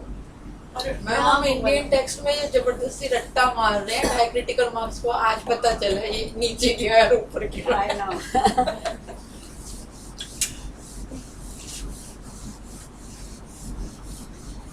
तो कितनी फोनेटिक साइंस हमारी डेवलप थी। अभी तो ये फोनेटिक्स बताया, अगर आप निरुक्त पढ़ लें यास्काचार्य का, तो हमारी सिमेंटिक्स साइंस कितनी डेवलप थी कि कैसे कौन सा शब्द किस धातु से डिराइव होता है। वो पूरा निरुक्त शास्त्र जो है वो निर्वचन का शास्त्र है, एटिमोलॉजीज बताता जाता है। जैसे अश्व शब्द है, आप अश्व का क्या अर्थ समझते हैं? घोड़ा जो एक जगह स्थिर नहीं एक रहता। पेड़ भी है अश्व का। हाँ, अश्व का आजकल जो 2 तरह के अर्थ होते हैं, एक होते हैं यौगिक, ये होते हैं डेरिवेटिव मीनिंग, ठीक है, और एक होते हैं रूढ़, जो कन्वेंशनल मीनिंग, ठीक है। अश्व का कन्वेंशनल मीनिंग क्या है? घोड़ा, ठीक है। लेकिन यौगिक मीनिंग क्या है, उसका डेरिवेशन कैसे होगा? अश्नुते अध्वानम इति अश्वः, अश्नुते अध्वानम। ये यास्क ने दिया है, 700 BC यास्क का टाइम है, अप्रोक्सीमेट 700 BC। तो अध्वानम माने रास्ते पर, अश्नुते माने दौड़ता है जो, वो अश्व होता है। तो कौन हो सकता है वो? आज कार भी है अश्व। और वेद में मंत्र आया है, कालो अश्वो वहति सप्तरश्मि, काल रूपी अश्व दौड़ा चला जा रहा है, क्योंकि सबसे तेज गति किसकी है? काल की है। तो काल भी अश्व, वेद में स्वयं अथर्ववेद का मंत्र है, 2 सूक्त हैं काल के। कालो अश्वो वहति सप्तरश्मि, अश्व का निर्वचन यास्क ने दे दिया, अश्नुते अध्वानम। हमने उस अश्व को घोड़ा कहना क्यों शुरू कर दिया? क्योंकि शुरू में जब शब्दों के अर्थ निश्चित किए गए तो उन्होंने देखा कि सबसे, आज भी हॉर्स पावर कार में देखी जाती है, हॉर्स ट्रेडिंग अलग, एक उसमें हॉर्स बड़ा घोड़ा गाड़ी का वही पावर, हॉर्स बड़ा उपयोगी जीव है, उसकी ट्रेडिंग होती है, हॉर्स पावर। और वो वेजिटेरियन है, देखिए चना खाता, काला चना। तो हॉर्स पावर, उसकी गति जो कारों की भी वही नापी जाती है, 1600 सीसी और इतने सीसी। तो कार को लौह अश्व भी बोल सकते हैं। हाँ, केवल अश्व भी बोल सकते हैं। लेकिन अब रूढ़ अर्थ हो गया है उसका घोड़ा। घोड़ा। ये कन्वेंशनल मीनिंग तो कुछ और है। वेद की जो भाषा है सारी, वैदिक लैंग्वेज इज डेरिवेटिव। ये है। तो वेद में जो हम अर्थ के अनर्थ करते रहते हैं, वहां पर शब्द जो है इलास्टिक है बिल्कुल, उसमें कुछ का कुछ अर्थ निकल सकता है, और एक नहीं, एक ही शब्द के कई कई अर्थ निकल सकते हैं, क्योंकि ये तो एक रूट है, और भी कई रूट से डिराइव कर सकते हैं। तो हमारे पास लिंग्विस्टिक साइंस है, फोनेटिक साइंस है, सेमेंटिक्स है, और कौन सी साइंस नहीं है, आप you name it and we have it in Sanskrit. तो संस्कृत केवल एक भाषा नहीं है, it's a multidisciplinary treasure of knowledge. But ma'am हम तो वेस्टर्न लॉजिक में पढ़ा रहे हैं ना, वो अभी आपने पढ़ा लॉजिक, देख लीजिए अर्थशास्त्र में वो उन्होंने छोड़ दिया। 32 प्रकार की तंत्र युक्तियां तो कौटिल्य ने बताई हैं। तंत्र युक्तियां माने आर्ग्यूमेंट्स, 32 तरह के आर्ग्यूमेंट्स का प्रयोग अर्थशास्त्र में हुआ है। और न्याय दर्शन जो कि भंडार ही है लॉजिक का, वहां न जाने कितने प्रकार की युक्तियां हैं। तो और ये वाला तो जो हाँ, ये वाला तो जो वैदिक संस्कृत हमारी अलग हो गई, और जो हम क्लासिकल संस्कृत है जो हम पढ़ रहे हैं, ये क्लासिकल संस्कृत। अच्छा, और वो वैदिक संस्कृत। वो वैदिक। मैम एक्चुअली में तो वेद तो उसी भाषा, तो मतलब ये थोड़ा नहीं, सा तो देखिए ओवर द टाइम हिंदी है, जो हिंदी हमने बीए में पढ़ी लिखी वो आज नहीं है। हिंदी में ही बहुत बदलाव आ गया है, भाषा तो बदलती रहती है। ये तो संस्कृत की खूबी है, क्लासिकल संस्कृत की, कि पाणिनि ने ऐसा ग्रामर उसका बना दिया कि 5-6 हजार साल हो गए, अभी तक वो बदली नहीं, ना उसके रूल्स बदले हैं, ना उसके मीनिंग्स बदले। तो ये पाणिनि को क्रेडिट और डिस्क्रेडिट, कुछ लोग कहते हैं डिस्क्रेडिट भी देते हैं कि पाणिनि ने इतना बांध दिया उसको कि वो बिल्कुल कैद हो गई और वो बदली ही नहीं। लोग हैं दोनों तरह के हैं ना, कुछ लोगों को तो विरोध ही करना है, जो वो लोग कर सकते इंडियन हैं। इंटेलेक्चुअल ट्रेडिशन को ग्लोरीफाई नहीं करना, उनको तो उसे वो कह सकते हैं। जिसे लगता है कि बहुत भास्ट है तो वो कह दिया कि इसको बांध दिए हैं, इसे सस्ता होता तो ठीक था। काफी कुछ काम हुआ है जी प्रातःस्मरण में जी जी लिखे गए। लेकिन जैसे कि इंटरनेशनल पॉलिटिकल अफेयर है, जी, सारे लिंग्विस्टिक्स कोर्सेज में वही पढ़ाया जा रहा है। ये तो कोई पढ़ाता नहीं। वही तो कहेंगे। क्या हम उसके इक्विवेलेंट संस्कृत के आधार पर नहीं बना सकते? बनाना चाहिए, लेकिन वही है कि अब हम लोगों को लिंग्विस्टिक्स नहीं आती है, और लिंग्विस्टिक्स वालों को संस्कृत नहीं आती है। सारी प्रॉब्लम तो वही है। हर आदमी थोड़ा ही तो जान सकता है ना, जो और जितना जिसका बर्तन है उसके पास उतना ही है। अब हमारे तो बर्तन भर गए या भरने वाले हैं, तो इसलिए जो लिंग्विस्टिक्स वाले हैं वो अपने को चॉम्स्की और पता नहीं किस किस के अनुयायी कहते हैं। चॉम्स्की का ग्रामर चॉम्स्की ने एग्री किया कि मैं पाणिनि से प्रभावित हूँ। कई बार बदला है हाँ। ग्रामर। देखिए संस्कृत में पद होते हैं, वाक्य होते हैं, प्रमाण होते हैं। पाणिनि का शास्त्र पद शास्त्र, ठीक है। मीमांसा दर्शन वाक्य शास्त्र है, न्याय दर्शन प्रमाण शास्त्र है, और जो मैंने शास्त्र पढ़ा वो पदार्थ शास्त्र है, पदों के अर्थ, कि किस पद का क्या अर्थ है। तो वो एक शास्त्र हम पूरे जीवन में पूरा नहीं पढ़ सकते। पता नहीं वो लोग क्या करते थे, और क्या, क्योंकि उनको शायद और कुछ करना ही नहीं होता था सिवा ज्ञान के, पढ़ना पढ़ाना। हमारे जीवन में तो 99% तो डिस्ट्रैक्शंस और डाइवर्जन्स हैं, 1% हम केवल अपना डिवोट कर पाते हैं। और वो भी इसलिए, आज नीति शतक पढ़ाना था, मैंने बीए की अपनी किताब निकाली जो बीए में पढ़ी थी, और ये जो अचानक से याद आ गई, ये 6ठी क्लास में पढ़े थे गुरुकुल में।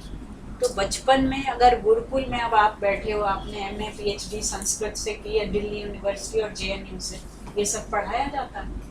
मैंने जो 6ठी 7वीं 8वीं 3 ही साल गुरुकुल में पढ़ा, लेकिन उन 3 साल में जो पढ़ा वो MA तक नहीं पढ़ा। छंदोविंशति का 20 छंद पढ़ाए गए थे, लेकिन वो भी इसीलिए भूल गए क्योंकि अब वो 6ठी 7वीं में पढ़े थे, फिर कभी मैंने पढ़ाए नहीं। तो छंद 20 पढ़ा दिए, ज्योतिष पढ़ा दिया, रामायण पढ़ा दी, रघुवंश का दूसरा सर्ग पढ़ा दिया संस्कृत मीडियम से, अष्टाध्यायी पूरी रटा दी संस्कृत में, लघु सिद्धांत कौमुदी पूरी रटवा दी। तब समझ में कुछ नहीं आता था, लेकिन रटा दी गई थी पूरी संस्कृत। ये इसीलिए रटे हुए हैं तो ये याद आ गए, अपोह विसर्जनिया और ऐसे गा गा तो रटने का भी अपना वो है, रोट मेथड। इट्स नॉट कि rote method should be discarded completely. Brain के लिए वो तो आया है कि संस्कृत जो है इसलिए उपयोगी है कि संस्कृत का रोट मेथड जो है वो ब्रेन को एक्टिव रखता है। तो इस बाकी में वो चीजें याद रह गई। मतलब मुझे लगता है, मतलब मैं कल लोग बोलते हैं कि वैसे पढ़ो ऐसे पढ़ो, लर्निंग बाय डूइंग, और पर वो चीजें जो रटी हुई है ना वो ही ज्यादा याद वो रह जाती हैं याद। बुढ़ापे में जब ये अल्जाइमर और वो सब है तो वो रटी हुई चीजें कभी नहीं भूलेंगी, वो जो बचपन में रट ली गई थी। क्योंकि उस समय जो स्लेट खाली होती है ना, उस वक्त जो आपने याद किया, अभी तो क्या है उसके ऊपर अब ब्लैक ये बोर्ड है, मिटा रहे हैं, लिख रहे हैं। जो पहले शुरू में साफ था तब जो लिखते हैं उसका जो इम्प्रेशन है वो बहुत डीप होता है और डार्क होता है। फिर ऊपर तो हम मिटा रहे हैं, लिख रहे हैं, तो कुछ दिखता है कुछ नहीं दिखता है।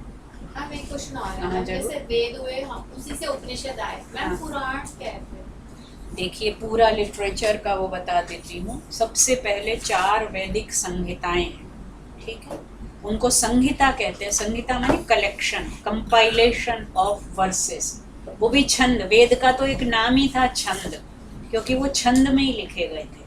तो वेद का एक नाम श्रुति है, एक नाम छंद है और एक नाम संहिता भी है। तो इसलिए संहिता है कि वो कलेक्शन ऑफ वर्सेस है। 4 हो गए, ऋग्वेद, यजुर्वेद, सामवेद और अथर्ववेद। फिर उसके ऊपर ब्राह्मण लिखे गए। ब्राह्मण इज द इंटरप्रिटेशन और रिचुअल इंटरप्रिटेशन, क्योंकि कुछ लोगों का ये कहना है कि वेद केवल यज्ञों के लिए ही लिखे गए थे। तो वो जो रिचुअल इंटरप्रिटेशन है वो ब्राह्मण ग्रंथ कहलाए, और वो प्रोज में। हर वेद का अपना अपना ब्राह्मण है, और ऐसा कहा जाता है कि वेद की शाखाएं बहुत थी। ऋग्वेद की जो है 21 शाखाएं थी, यजुर्वेद की 100 शाखाएं थी, सामवेद की तो 1000 शाखाएं थी। अब तो सब लुप्त हो गई हैं, 1 2 अच्छा, 5 कुछ नहीं मिला, बहुत कुछ कम भी नहीं बची है। हैं, कुछ शाखाएं बची हैं। वो सब गायब। क्योंकि वो श्रुति से होता था ना पूरा। वो तो मतलब लिखते थे नहीं हाँ, वो लोग, हाँ। और लिखने भी नहीं देते थे। हाँ हाँ। अच्छा, उसमें भी 2 चीजें थी। एक संप्रदाय, यास्क ने ये सब रिकॉर्ड किया है। हाँ। यास्क के समय भी एक वर्ग ऐसा था जो कहता था कि वेद के मंत्रों की केवल साउंड जो हैं वही इम्प्रेसिव है, वही इम्पोर्टेंट है, अर्थ है ही नहीं। अनर्थ का वही मंत्रों में अर्थ है ही नहीं। ये यास्क कोट कर रहा है, कौत्स का नाम कोट करता है कि ये कौत्स कहते हैं कि मंत्रों का कोई अर्थ ही नहीं है। लेकिन यास्क का अपना, क्योंकि वो तो कौन सी साइंस लिखने जा रहे हैं, अर्थ की साइंस लिख रहे हैं। वो कहते हैं कि जो वेद पढ़ता है और उसका अर्थ नहीं जानता, वो तो ऐसे ही है जैसे कि कोई गधे के ऊपर बोझा ढो दिया, वो ढो रहा है, उसको ये नहीं पता कि मेरे कंधों पे क्या रखा।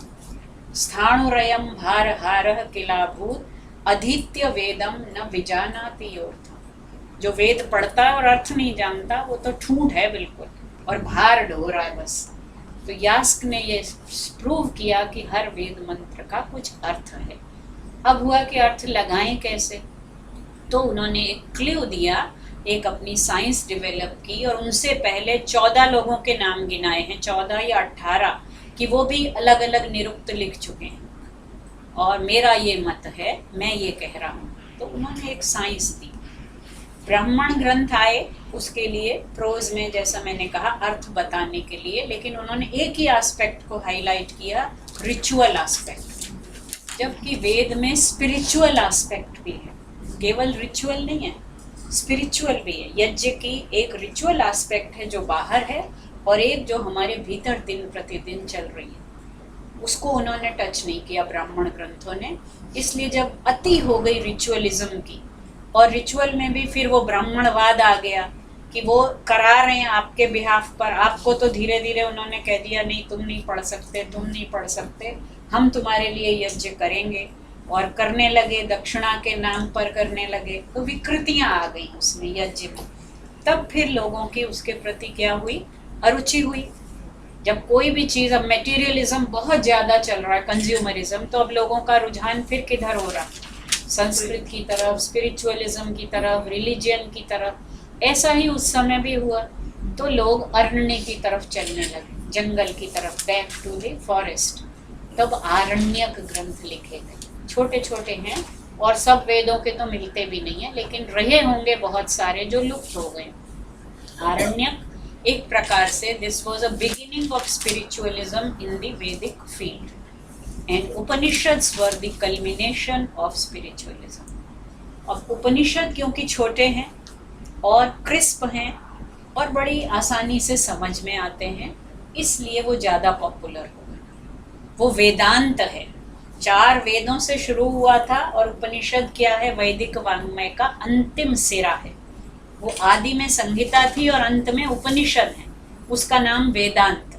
लेकिन वो इतने पॉपुलर हो गए, कई बार क्या होता है कि बाद वाली चीज़ ज़्यादा पॉपुलर हो जाती है और ओरिजिनल को हम भूल जाते हैं। तो यही हुआ कि वेद के नाम पर शंकराचार्य जब कमेंट्री लिखते हैं अपनी, तो वो वेद कहते ही किसको हैं, वो उपनिषद को ही वेद कहते हैं। सारे भाष्य में वो उपनिषद ही कोट करते हैं, 1 या 2 जगह वेद मंत्र दिया है, वो श्रुति के नाम पर सिर्फ उपनिषद को कोट करते हैं। तो वो आ गए ब्राह्मण, पहले हुई संहिता, फिर हुए ब्राह्मण, फिर हुए आरण्यक और फिर हुए उपनिषद। यहाँ पर वैदिक वाङ्मय खत्म। इसमें 6 और जोड़ लीजिए वेदांग, 6 वेदांग और जोड़ लीजिए, वेदों के अंग जो वेद को समझने के लिए सब्सिडियरीज बनाई गई। उनमें एक तो यही है निरुक्त, शिक्षा, शिक्षा इज द फोनेटिक साइंस, शिक्षा जो पाणिनि की शिक्षा है, पहली क्या बोल निरुक्त, निरुक्त, शिक्षा, व्याकरण, छंद, ज्योतिष और कल्प, ये 6 वेद के अंग हैं।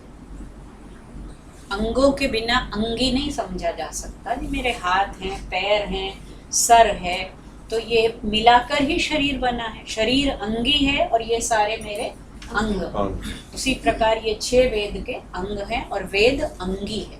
ठीक है, यहाँ खत्म हुआ। आप कुछ कह रहे थे? मैं कह रहा था ना, इंडिया की सबसे बड़ी संस्कृत लाइब्रेरी कौन सी है जहाँ ये सब कुछ मिल जाएगा, मतलब काफी कुछ मिल पुणे जाएगा। का जो Bhandarkar Bhandarkar oriental research institute है पुणे में, और डेक्कन कॉलेज है, कलकत्ता में एशियाटिक सोसाइटी है और नेशनल लाइब्रेरी, वो सबसे बड़ी लाइब्रेरी। मतलब काफी, क्योंकि कलकत्ता में तो उन लोगों का वो था ना, ईस्ट इंडिया कंपनी का, उन्होंने सारी कलेक्ट कर ली थी वहाँ, बहुत कुछ तो ले गए हैं और जो बचा है वो कलकत्ता में है, रॉयल एशियाटिक सोसाइटी में और कलकत्ता की नेशनल लाइब्रेरी। नालंदा में तो मैडम जी आग ही लगा दिए थे उन्होंने, हाँ, बहुत सारी लाइब्रेरीज में आग लगा संस्कृत की जितनी बुकें थी सब जला दी। हाँ, तो ये हमारा वैदिक वाङ्मय यहाँ खत्म हुआ। फिर क्लासिकल लिटरेचर शुरू होता है वाल्मीकि की रामायण से। उसको आदि काव्य कहते हैं क्योंकि संस्कृत में पहला श्लोक वाल्मीकि ने लिखा। कहा जाता है, वो श्लोक आपने सुना होगा कि वो तमसा नदी के किनारे बैठे हुए थे वाल्मीकि, और 2 पक्षी जो हैं वो प्रेम क्रीड़ा में थे, क्रौंच पक्षियों का जोड़ा, और किसी शिकारी ने एक पक्षी को मार दिया, क्रौंच पक्षी को। तो अपने आप उनके मुंह से ये श्लोक निकल गया, माँ निषाद प्रतिष्ठां त्वं अगमः शाश्वती समाः यत् क्रौंच मिथुनादेकम् अवधि काममोह। ये पहला श्लोक, मतलब वो कवि नहीं थे उससे पहले, लेकिन उनके मुंह से ये श्लोक निकला। तो जैसे हिंदी में वो कहा जाता है ना, वियोगी होगा पहला कवि, आह से उपजा होगा गान। संस्कृत में इसी तरह कहा गया है कि शोकः श्लोकत्वम् आगतः, वाल्मीकि का शोक ही श्लोक बनकर फूट पड़ा। तो उनके मतलब वो उनका शोक जो था, एक पक्षी जो विलाप कर रहा था, उससे वाल्मीकि की कविता फूटी। फिर कहानियाँ बनाई गई कि ब्रह्मा जी ने ही उनको ये, नेचुरली बिना दैवी शक्ति के कोई इस तरह का काव्य लिख नहीं सकता। वो तो एक श्लोक निकला, फिर उन्होंने 24,000 श्लोकों में पूरी रामायण लिखी, जो कि आप जानते हैं 7 कांड में। अब आजकल लोग रामायण के नाम से रामचरितमानस समझते हैं, जो कि मच लेटर 16वीं शताब्दी में लिखी गई, और ये तो बहुत पुरानी है। फिर वाल्मीकि रामायण, और उसके बाद हमारे आते हैं पुराण।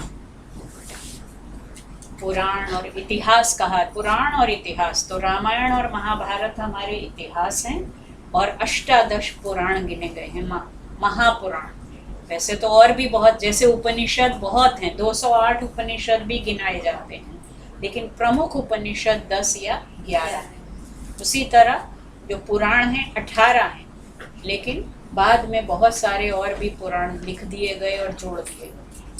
ये फिर उसके बाद हमारे कवि आए, कालिदास आए, भास आए, बाण आए, भैरवी आए, माघ आए, और इनके साथ साथ शास्त्र, ये काव्य की धारा अलग चल रही है, उधर शास्त्र की धारा, जहाँ धर्म सूत्र जो मैंने लिखा है ना, छठा वेदांग कल्प सूत्र था वो, उस सूत्र के 4 भाग किए गए, 4 तरह के सूत्र लिखे गए, श्रौत सूत्र, धर्म सूत्र, गृह्य सूत्र और शुल्व सूत्र।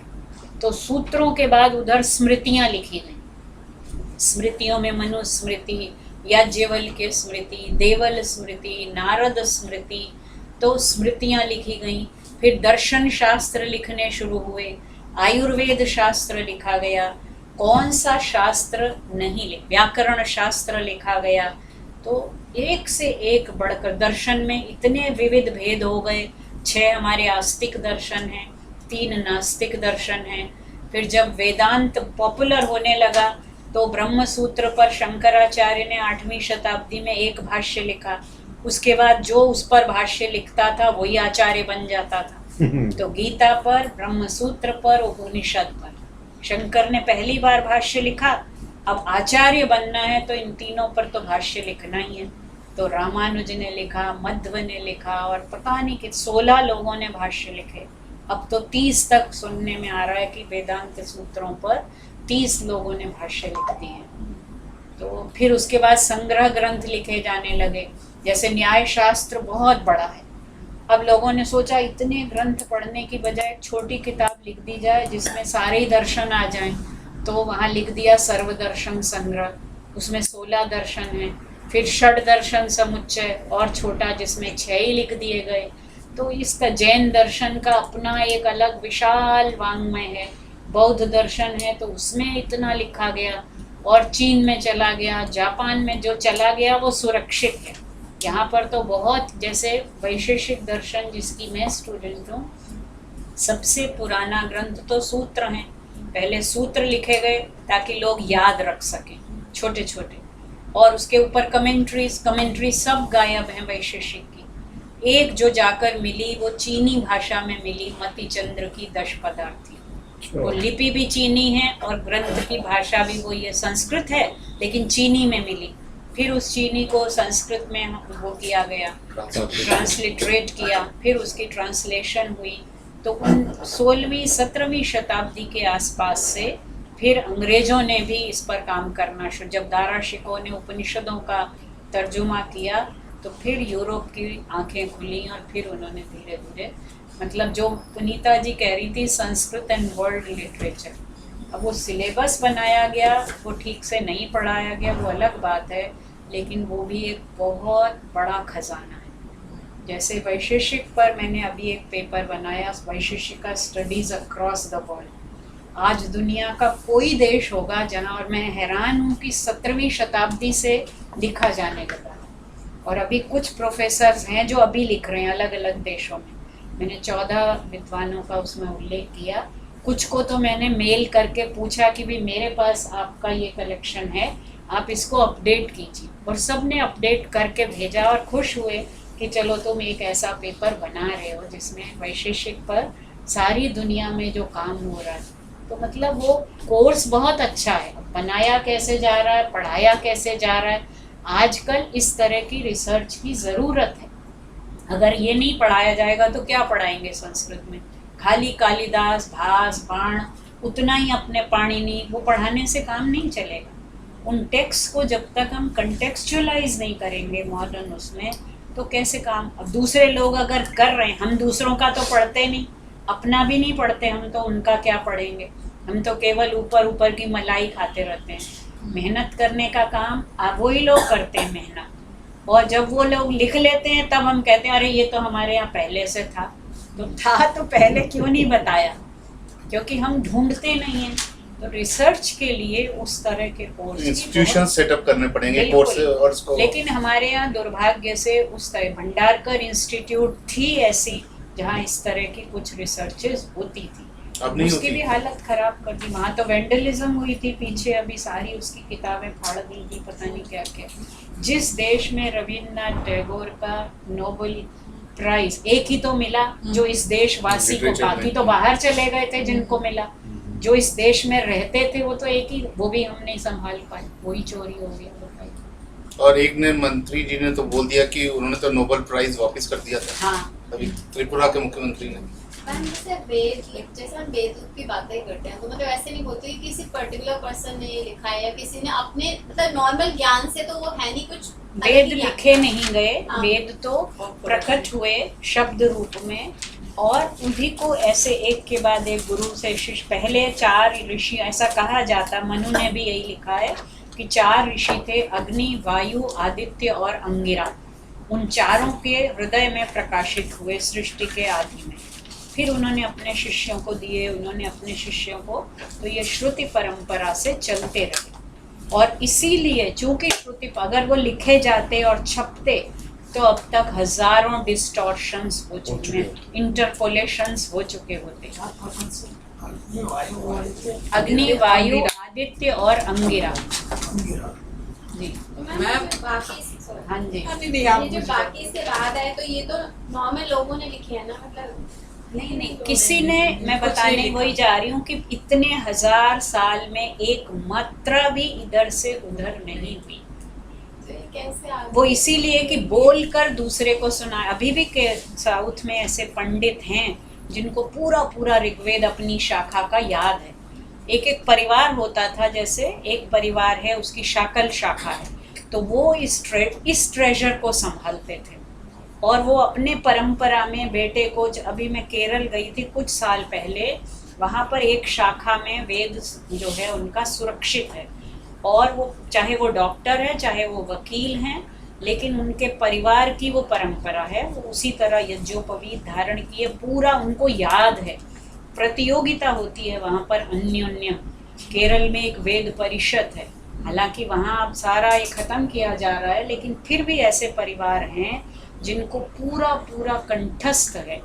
और अब वो कितने दिन वो पंडित संस्थान ने रिकॉर्डिंग्स भी की हैं उनकी, राष्ट्रीय संस्कृत संस्थान ने, क्योंकि अब वो जा रहे हैं और जब वो परिवारों के वो पंडित चले जाएंगे तो कोई बचेगा ही नहीं उस शाखा का। कोई वो, ठीक है हमने प्रकाशित कर लिया, लेकिन उच्चारण कैसे करना है ये तो कोई बताएगा नहीं ना। तो उनके मुंह से जब सुनते हैं तो उच्चारण भी शुद्ध है। वेद की जो ध्वनियाँ हैं उन ध्वनियों से ही तो तरंगें पैदा होती हैं जिसका प्रभाव पड़ता है। Sound vibrations are equally important as the meaning उसके बाद आता है। पहले तो उस शब्द की जो ध्वनियाँ हैं, तरंगे हैं, वो बहुत पावरफुल है। और हर शाखा, प्रातिशाख्य जो बने, प्रतिशाखा, हर शाखा का उच्चारण थोड़ा थोड़ा डिफरेंट था, तो इसलिए अलग अलग शाखा के लिए अलग अलग प्रातिशाख्य लिखे गए। ये शिक्षा शास्त्र के ग्रंथ हैं प्रातिशाख्य। अब उन पर आज भारत में कोई विद्वान नहीं मिलेगा जिसने प्रातिशाख्य में स्पेशलाइज किया, मिलते ही नहीं लोग। करीब 60 हैं इस पर, जी, लेकिन विद्वान ही नहीं, पढ़ने वाले, पढ़ाने वाले ही नहीं है तो पढ़ेगा कोई क्या। जब मैं 99 में जर्मनी गई, मनुस्मृति पर एक कोई टीका है, कहानी की बात है लेकिन हैरान और शर्म की बात है। वहाँ जो प्रोफेसर थे, अभी भी हैं, एल्ब्रेख्ट वेट्सलर, उन्होंने कहा, एक तो वहाँ की लाइब्रेरी देखकर मैं तो पागल हो गई थी, और वहाँ फोटोकॉपी इतनी महंगी थी उस समय 99 में। अच्छा, और कोई साधन नहीं है, मैं तो अकेले थी, कैसे लाइब्रेरी से किताब फोटोकॉपी में ले जाओ और कैसे उसको करा, महंगी भी है और किताब भी उठा के ले जानी है। लाइब्रेरी की चाबी उन्होंने मुझे दे दी थी, पूरी लाइब्रेरी की, मतलब पहले ही दिन उनको पूरा विश्वास है। वहाँ पर फोटोकॉपी मैंने पूछी, कहते हैं यहाँ कोई नहीं है, आप खुद कर सकते हैं, हर प्रोफेसर खुद करता है। तो उन्होंने मुझे सिखाया भी, लेकिन अब जर्मन में इंस्ट्रक्शंस दिए, मुझे लगा कहीं कुछ मैंने गलत, मेरा दिमाग चलता नहीं है इन चीज़ों में, कि कहीं डर भी लगता मशीन है। खराब हो गई तो और मुसीबत, इससे तो अच्छा कि पैसे लगेंगे लेकिन मैं बाजार से कराऊंगी। तो हर रोज़ 1-2 किताबें ढो के ले जाती थी। फिर वो बोलते कि इतना महंगा है। मैंने कहा नहीं, ये किताबें तो मैंने कभी देखी ही नहीं है, तो अब मिल रही हैं तो मैं लाई हुई, बहुत सारी हैं अभी। उन्होंने मुझसे कहा कि एक किताब मुझे नहीं मिल रही है, बालम भट्टी टीका। अब मैं उनसे ये नहीं कह पाई कि मैंने तो कभी नाम ही नहीं सुना बालम भट्टी टीका का, मनुस्मृति की है। मैंने कहा ठीक है, मैं पता, मेरे गुरुजी थे वाचस्पति उपाध्याय जी, वो तो धर्मशास्त्र के थे। तो जब मैं लौट के आई मैंने उनसे कहा, उनको तो पता था, बोले कि बच्चा कहाँ मिलेगी, दिल्ली में तो मिलेगी। 3-4 लोगों से मैंने और पूछा, किसी ने जो धर्मशास्त्र के हैं, मैं भी नहीं हूँ धर्मशास्त्र, मैंने मनुस्मृति और ये सब नहीं पढ़ा है बहुत ज़्यादा, तो किसी को दिल्ली में नाम नहीं पता था बालम भट्टी टीका। खैर वाचस्पति उपाध्याय जी बहुत रिसोर्सफुल भी थे, ट्रेडिशनल उससे भी पढ़े थे। उन्होंने बनारस से वो मुझे मंगा के दी। मैंने कहा ये मेरी तो प्रेस्टीज का इशू है कि मैं उनको प्रॉमिस करके आई हूँ, मुझे उनको एक फ़ोटो कॉपी, उन्होंने मुझे इतना कुछ दिया तो मुझे ये फ़ोटो कॉपी उनको भेजनी। सरस्वती भवन लाइब्रेरी बनारस से, मतलब हमें तो देते भी ना हो, वहाँ भी ब्राह्मणवाद बहुत चलता है। वो तो ब्राह्मणों के गुरु थे, पर हमारे गुरु जो उपाध्याय जी, उन्होंने मंगा के दी और फोटो कॉपी करा के मैंने उनको भेजी। उन्होंने उसका एडिशन निकाला, जो मिताक्षरा की टीका है वो बालम भट्टी। इसी तरह सांख्य कारिका की एक टीका है युक्ति दीपिका, भारत में तब तक की उसका एडिशन बेचलर ने निकाला।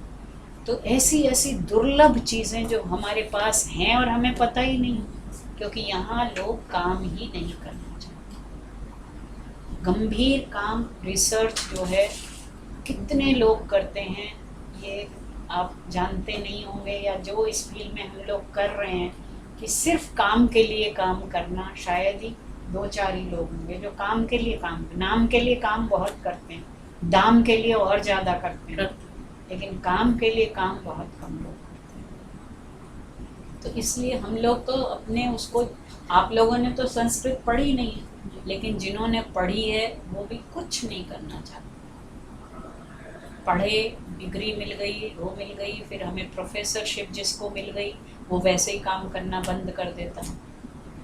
जिसको नहीं मिली वो वैसे ही फ्रस्ट्रेट होता है कि वो डिज़र्व करता है और उसको नहीं मिली, और जिसको मिल गई अनडिज़र्विंग होते हुए भी वो सोचता है अब किस लिए करना है, कोई काम नहीं करता। ये दुर्भाग्य। तो मतलब 2 उदाहरण मैं दे रही हूँ। जो युक्ति दीपिका टीका मिलती नहीं थी, वो उन्होंने, नेपाल में मैन्यूस्क्रिप्ट्स का पूरा खजाना है, वो हाम्बुर्ग यूनिवर्सिटी ने प्रोजेक्ट ले लिया और वो सारा प्रोजेक्ट जो है, सारी मैन्यूस्क्रिप्ट्स ले गए नेपाल से वो जर्मनी में, और अब उनकी माइक्रोफिल्मिंग करके उस पर काम कर रहे हैं। मुझे सर 4 दशक 40 साल हो गए वैशेषिक पर काम करते करते।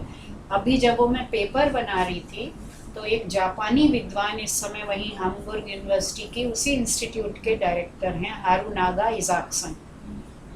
मैंने उनको मेल लिखी और मैंने वही बात सबसे पूछी थी कि ये मैंने आपका कलेक्ट किया है, please take it and update it. उन्होंने एक वो लिख दी अपनी किताब, जो कि अभी तक मेरे ध्यान में ही नहीं आई थी क्योंकि भारत से वो छपी नहीं है, मगर वैशेषिक की किताब थी और 95 में छप चुकी है, लाइडन से छपी है, और यहाँ पर अभी तक कहीं हमें पता नहीं था, लेकिन ऑनलाइन वो किताब मिल गई।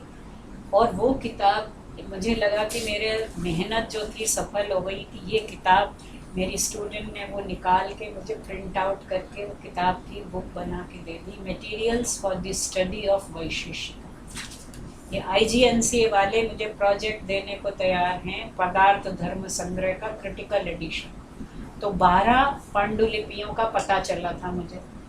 अब जब वो किताब मैंने देखी जो 95 में इजाक्सन की PhD है, जो उन्होंने लाइडन, वो हैं जापानी, लाइडन से PhD की, इस समय जर्मनी की इंस्टीट्यूट के डायरेक्टर हैं। उसमें उन्होंने सूचना दी है कि किसी जापानी विद्वान ने 36 मैन्यूस्क्रिप्ट इकट्ठी कर ली हैं पदार्थ धर्म संग्रह। तो मैं तो सोच रही हूँ सुधीर जी को कहूँ कि मैं क्रिटिकल एडिशन नहीं निकालूंगी, वो जो 36 इकट्ठी कर चुका है मैं तो कभी नहीं कर पाऊंगी। तो अगर आपको ट्रांसलेशन कराना है मैं करूँगी, लेकिन क्रिटिकल एडिशन वो निकालेंगे।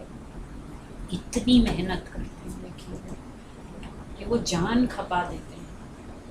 हम लोग क्या करेंगे, शर्म आती है अपने आप। 14-18 घंटे। लेकिन वही बात अभी जो मैं अगला श्लोक पढ़ाना चाहती थी उसका सार बता देती हूँ। क्यों, ये कब पता चला? अगर हमने वैशेषिक पे पीएचडी कर ली, हमने की 15-20 लोगों ने मेरे अंडर में की, ठीक है पीएचडी कर ली। जितना जितना सागर में गहरे जाओ उतना पता चलता है कि तुम्हें तो कुछ भी नहीं है, तुम्हें कुछ नहीं आता। भर्तृहरि का अगला श्लोक यही था, यदा किंचित ज्योहम द्वीप इव मदांध समभवम, कि जब मैं थोड़ा थोड़ा जानता था, हाथी के समान घमंड में चूर हो गया था और मैं सोचता था कि मेरे जैसा तो कोई है ही नहीं। यदा किंचित किंचित बुध जन सकाशाद अवगतम, धीरे धीरे जब मैंने विद्वानों के साथ बैठकर थोड़ा थोड़ा जाना, तदा मूर्खोस्मीति ज्वर एवं मदो में व्यपगता, तब मुझे समझ आया कि मैं कितना बड़ा मूर्ख हूँ और मेरा बुखार उतर गया। तो मैम लग रहा है जल्द हो क्लास गया। ओवर नहीं हो, पढ़ते जाए। मैम मेरे छोटे छोटे, क्योंकि आपने इतना अच्छा डिस्कशन किया, मेरे को एक छोटे छोटे ऐसे हाँ, क्यूरियोसिटी के लिए पूछो। मैम, जो आपने ये बोला था कि वर्ल्ड लिटरेचर के लिए उनके पास बहुत सारी बुक्स हैं, तो ये मतलब पूरे संसार में हो रहा है काम? बिल्कुल विशेषिक हो रहा है, दर्शन हाँ हो रहा है। हमें नहीं पता, लेकिन हाँ। हम उसको जानना मैं भी बता नहीं तो रही चाहते हूँ, और मुझे करना अब भी ये नहीं किताब जो मिल गई, मुझे तो लग रहा है मेरी जिंदगी